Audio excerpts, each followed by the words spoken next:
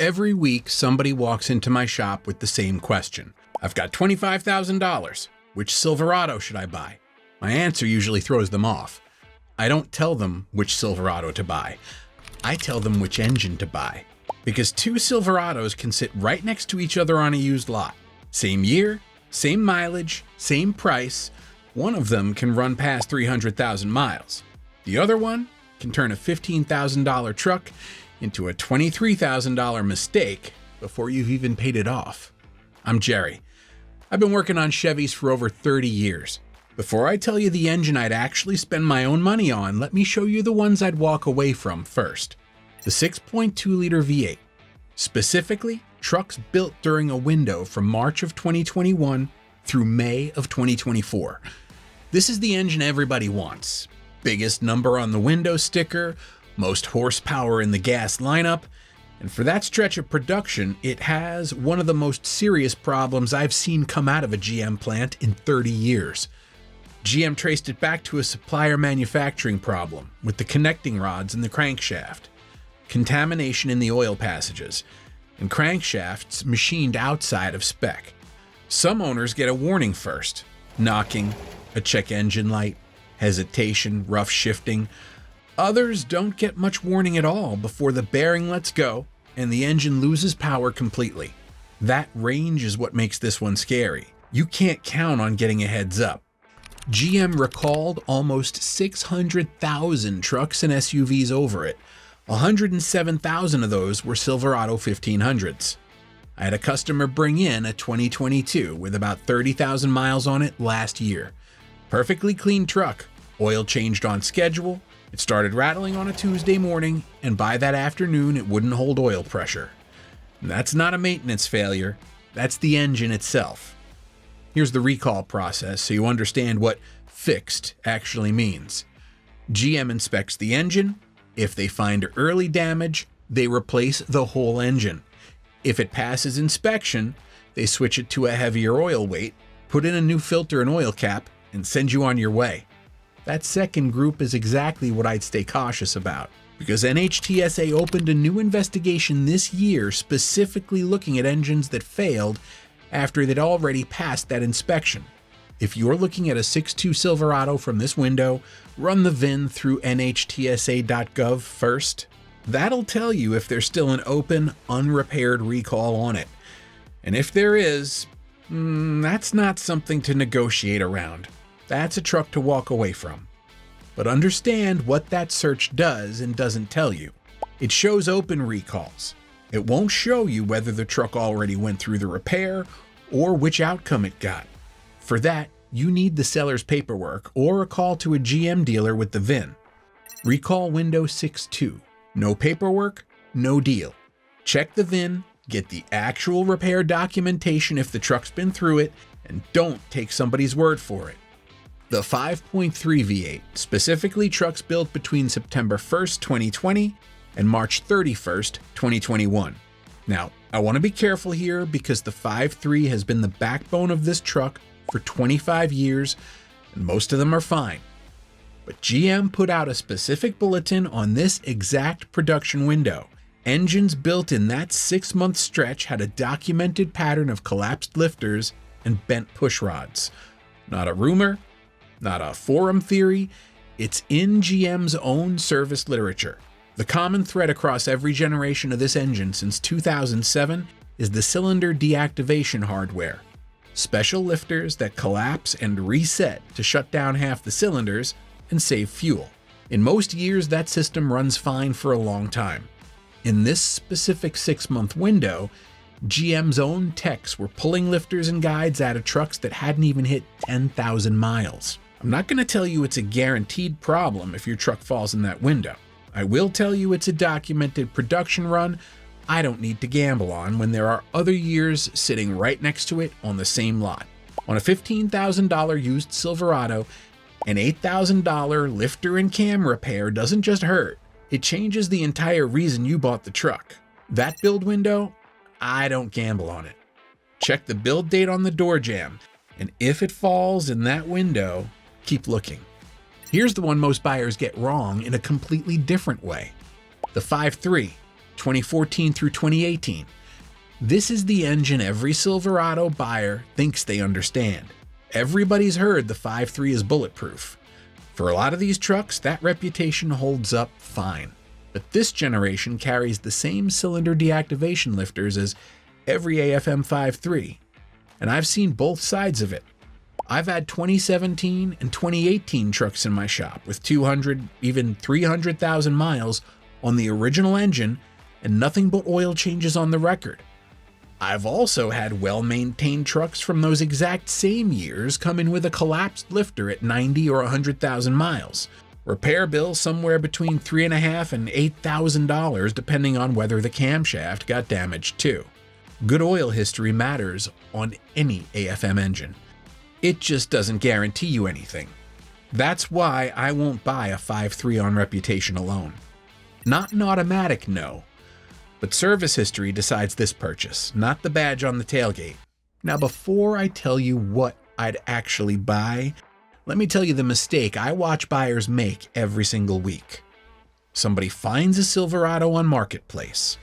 High country trim, loaded, leather seats, heated and cooled, 22-inch wheels, the works. Low miles, clean Carfax. They fall in love with the truck before they've asked a single question about what's under the hood. They negotiate hard on price, feel like they've won, and drive it home.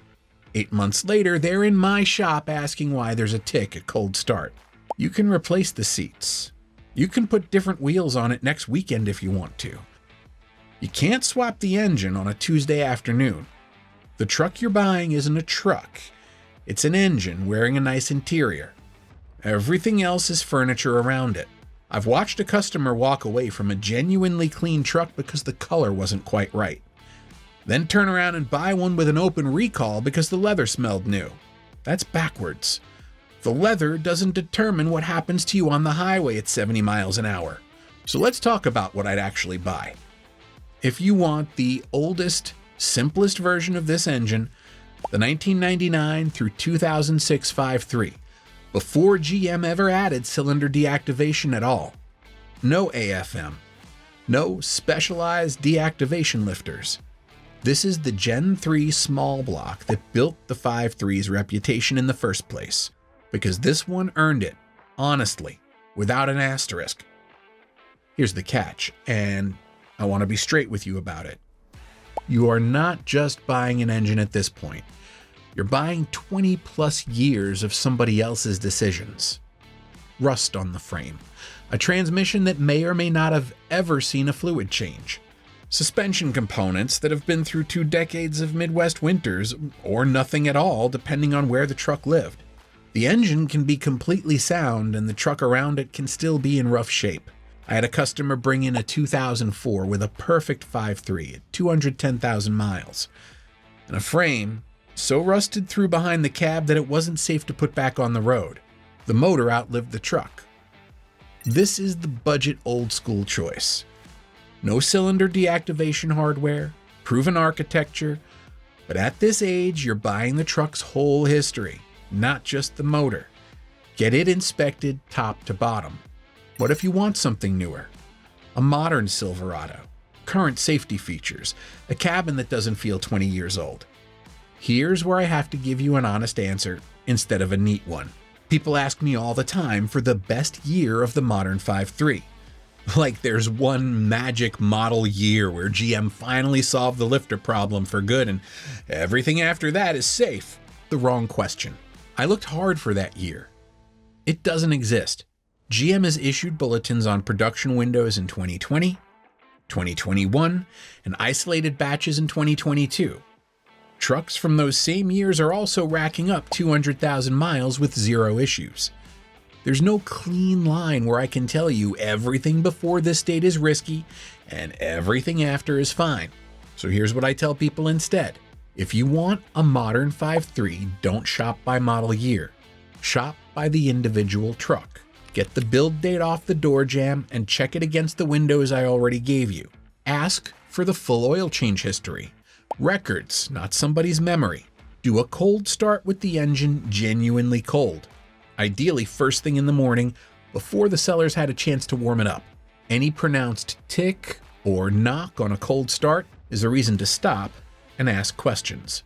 On an AFM 5.3 or 6.2, a lifter is one of the first things I'm thinking about, especially if there's also a misfire or a check engine light. It's not the only thing it could be, but it's on my list, and it should be on yours. One more thing worth knowing, some 2021 and 2022 trucks left the factory with cylinder deactivation disabled at the computer level. GM did this during the chip shortage when they couldn't source every module they needed. If you find one, that's a small plus for that specific truck, but understand what it actually means. It's factory disabled cylinder deactivation. It's not a mechanical delete. The lifters are still physically in that engine. The computer just isn't asking them to collapse and reset anymore. If a newer cabin and more capability matter to you, the modern 5.3 is the compromise I'd consider. Not because there's a single magic year, but because a documented, quiet, well-maintained example can still be a very good truck. Buy the individual truck's history, not the model year on the window sticker. And if all you wanted was a newer truck with more capability, I'd understand stopping right there. That's not a bad decision, but it's not the one I'd make for myself. The 4.8-liter V8, specifically 2012 and 2013. I know what you're thinking. That's the base engine. That's the one you get when you can't afford the real truck. And I understand why people think that. Smaller number on the spec sheet, and dealers have spent 2 decades steering buyers toward the bigger engine on the lot. Here's what those buyers are missing. In this generation of Silverado, the 4.8 never got cylinder deactivation. No AFM hardware, no deactivation lifters, none of the oil consumption and lifter concerns that complicate the 5.3 is sitting right next to it on the same lot. The 4.8 wins because of what Chevy left out of it. No turbo, no direct injection, no cylinder deactivation hardware.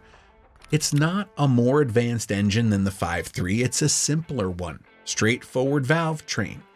None of the added complexity GM introduced scientifically to squeeze out a little more fuel economy. Complexity that turned into the single biggest reliability story in this truck's history. And when age does catch up to a 4.8, you're dealing with an old GM small block that almost every independent shop in the country already knows inside and out, with parts sitting on the shelf instead of a specialty order. With clean oil, on a normal schedule, this engine routinely crosses 200, sometimes 300,000 miles without anybody touching the internals. I see these trucks come in at 200,000 miles, needing exactly what you'd hope for.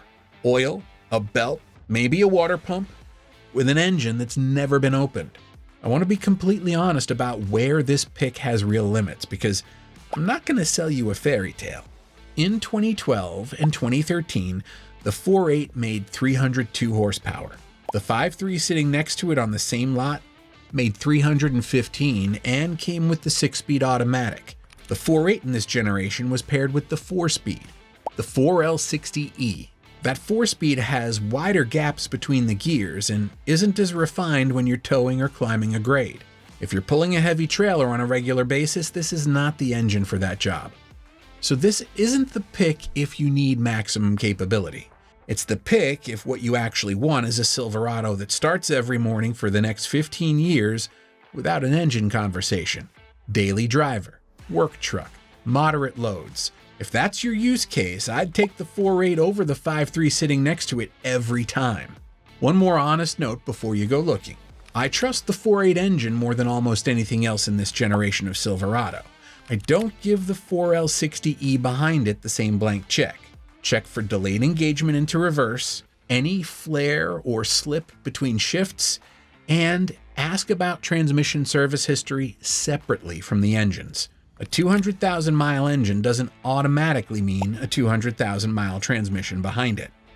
The 2012 to 2013 4.8, my pick for longevity and simplicity, not for towing a fifth wheel across 3 states. You know which engine fits what you need now. Here's how to actually find one. Pull the door jamb sticker before you do anything else. On any 5.3 or 6.2, confirm the build date against the windows I gave you. On a 4.8, confirm you're looking at the L20, 2010 and up.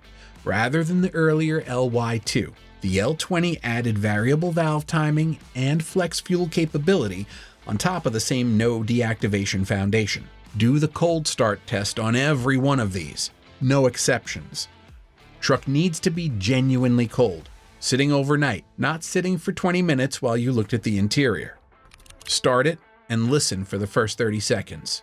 A 4.8 can still tick. It's an old engine with a valve train like any other. What it doesn't have is the AFM-specific lifter system I'm worried about on the 5.3 and 6.2. That difference matters when you're standing there deciding what you just heard. Ask one question about maintenance history and ask it the right way. Not, when was the oil last changed? Ask what interval they actually used and where the records are. Every 5,000 miles? Whenever the monitor hits zero? An owner who can answer that with records on a 10 or 15-year-old truck has been paying attention the whole time. And that attention shows up in the transmission, the frame, the differential, everywhere else you can't inspect standing in a parking lot. On price, a clean 2012 or 2013 4.8 tends to sit lower than a comparable 5.3 from the same years. Mileage, cab configuration, four-wheel drive, and rust in your region all move that number more than the engine does. Most buyers are actively searching for the 5.3, so the 4.8 usually doesn't carry the same demand premium. And that's part of why it's still sitting on the lot when you get there. Find the 4.8, find the records, cold start it, then inspect the rest of the truck. And if you need heavy towing, buy for that job instead. The trim level, the wheels, the leather were never where this decision actually got made. Drop your model, engine, and mileage in the comments. Tell me what you're looking at, and I'll point you in the right direction.